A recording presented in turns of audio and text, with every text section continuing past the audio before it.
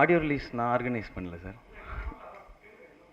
Okay. And ஃபைனலாக அது படித்தேன், நான் நெட்லேயும் படித்தேன். அடியாளோட வந்த சிவகார்த்திகேயன் சொல்லி. அடியாளோட வர்றதுக்கு நான் கட்ட பஞ்சாயத்தோ கந்துவட்டி பிஸ்னஸோ பண்ணல. ஆக்சுவலாக சினிமாவில் நடிச்சிட்டு இருக்கோம். சினிமாவில் நடிக்கும்போது அது தேவையும் படல. இன்றைக்கும் தேட்டருக்கு போயிட்டு வரதாகட்டும், இல்லை வாரத்துக்கு 2-3 நாள் சத்தியம் தேட்டர் தான் போயிட்டு வரேன். அண்ட் வெளியில் ஃபங்க்ஷன்லாம் போயிட்டு வரோம். நான் தனியாக தான் போயிட்டு வரேன். இப்போ கூட வரும்போது என் ஃப்ரெண்டு வந்தான். திரும்பி பார்த்தேன், கருப்பு டிஷர்ட் போட்டிருந்தான். டே பேசாமல் வீட்டு உட்காந்துருக்கான். நீ பேசாமல் வீட்டுக்கு போயிரு, இல்லைன்னா உடனே அடியாள் லிஸ்ட்டில் சேர்த்துருவாங்க, உங்கள் மாமனார் வீட்டில் திட்டுவாங்க, புதுசாக வேறு கல்யாணம் ஆயிருக்கு, அதை வேறு சொல்லியிருந்தேன். ஸோ அது பில்டப்லாம் பண்ணணுன்றதுக்காகலாம் நான் பண்ணவே இல்லை சார். அது அவசியமும் இல்லை. அது ஏன் அவ்வளோ பெரிய ஆர்டிக்கலாக அப்படி தனியாக வந்துச்சு? நான் வந்து அத்தனை பேர் 50 அடியாட்கள்னால் நீங்கள் பேமெண்ட் யோசிச்சு பாருங்கள். பெரு ஹெட்டுக்கு ஒரு 50 பேருனா ஒருத்தர் 2000 வாங்கினா கூட 1 லட்ச ரூபா கொடுக்குற அளவுக்கு அந்தளவுக்கு வசதி ஆகலை சார். இன்னும் ஆடியோ லான்ச் எப்பவும் யார் ஆர்கனைஸ் பண்ணுவாங்களோ அவங்க தான். இல்லை ஃபங்க்ஷனில் எல்லா ஃபங்க்ஷன்லையும் இருக்கிறது தான் அது. நான் இப்போயும் தனியாக தான் வந்தேன். எப்போ ஏன்னா இந்த இண்டஸ்ட்ரிக்கே தனியாக தான் வந்தேன். ஸோ ஆடியோ லான்ச்சுக்கு கூட்டம் சேர்த்துட்டு வரணும்னு அவசியம் இல்லை. புரியல என்ன சார்? பெரிய கதாநாயகிகள் என்ன அப்ரோச் பண்ணுறாங்களா சார்? எனக்கு அதிகபட்சம் என்ன அப்ரோச் பண்ணுறது இந்த இன்டர்நெட்டில் வந்து அடியாள் விஷயம் மட்டும்தான். அது எல்லாரும் அடிக்கடி ரீட்வீட் பண்ணுறாங்க, ஃபேஸ்புக்கில் ஷேர் பண்ணுறாங்க. அது மட்டும்தான் என்னை அப்ரோச் பண்ணுற ஒரே விஷயம். மற்றபடி எந்த அப்ரோச் இல்லை சார். கேட்டு பைட் எடுத்து முடிச்சு அது வரப்போகுது சார். ஆமாம், எலெக்ஷன் அதிகாரிகள் எல்லா நியூஸும் அப்படி தான் சார் வருது.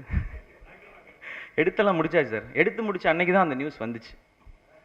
நான் அவங்களே கூப்பிட்டு பேசினேன். என்னங்க உங்களை வந்து விரட்டினமே நான் அப்படிலாம். ஆமாங்க அப்படி தான் வெளியே பேசிக்கிறாங்க அப்படின்னாரு. Okay thank you. தப்பே இல்லை. பட் நான் அப்படி அது எக்ஸாம்பிளாக நம்ம இப்போ என்னைய வச்சு நீங்கள் எக்ஸாம்பிளாக சொன்னீங்கன்னா, ரியல் லைஃப்பில் நான் இது வரைக்கும் ஸ்மோக் பண்ணது கிடையாது, இது வரைக்கும் ட்ரிங்க் பண்ணது கிடையாது. அது நான் என்னோட ரியல் லைஃப்பில் இது வரைக்கும் ஸ்மோக் பண்ணது கிடையாது, இது வரைக்கும் ட்ரிங்க் பண்ணது கிடையாது. மடங்குத்தி பறவையில் ஒரே ஒரு ஷாட்டில் சிகரெட் பிடிக்கிற மாதிரி வச்சாங்க. எனக்கு அது இழுத்தோடனே டேக்கில் டைலாக் பேச முடியல, இருமல் வந்துச்சு. டேக்லேயே அப்படி ஸ்டைலாக தூக்கி போட்டு கண்டினியூ பண்ண ஆரம்பிச்சிட்டேன். நீ விவரமான இல்லையா அப்படின்னாரு டேரக்டர் சார். சரில சார் வரல சார். ஸோ ரியல் லைஃப்பில் அப்படி இருக்கிறேன் சார். அண்ட் ஒரு காலகட்டம் வரைக்கும் தான் இந்த மாதிரி கதைகளை நான் பண்ண முடியும். அதாவது வீட்டுக்கு அடங்காமல் ஜாலியாக சுற்றிட்டு பொறுப்பு இல்லாமல் இருக்கிற அந்த காலகட்டத்துக்கான கதைகள். இப்போ இது தாண்டின இப்போ கதைகளை அடுத்து நான் சூஸ் பண்ண. உதாரணத்துக்கு அடுத்த படம் சொல்லியிருக்கேன் இல்லையா, இது வந்து டைரக்டரோட தப்பு அப்படிலாம் சொல்ல முடியாது. அந்த கதைக்கு அந்த கேரக்டருக்கு தேவைப்படுறதுனால அப்படி இருக்குது. ஸோ அடுத்த படங்களில் நான் அந்த பொறுப்பு இன்னும் கொஞ்சம் எக்ஸ்ட்ராவாக எடுத்துக்கிட்டு அதை பண்ணுறதுக்கான எல்லா முயற்சிகளையும் ஈடுபடுவேன். Okay sir.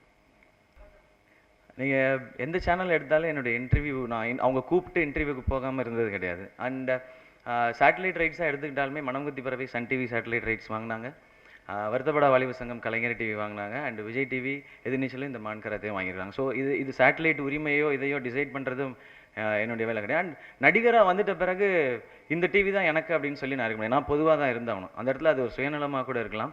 எக்ஸ்ட்ரா அப்படிலாம் கிடையாது. எல்லாமே நம்ம படத்துக்காக ப்ரமோட் பண்ணுறதுக்கு தான், அதுக்காக தான் ஒர்க் பண்ணுறோம். அது எந்த சேனலாக இருந்தாலும் அதை பண்ணிட்டு தான் இருக்கணும்.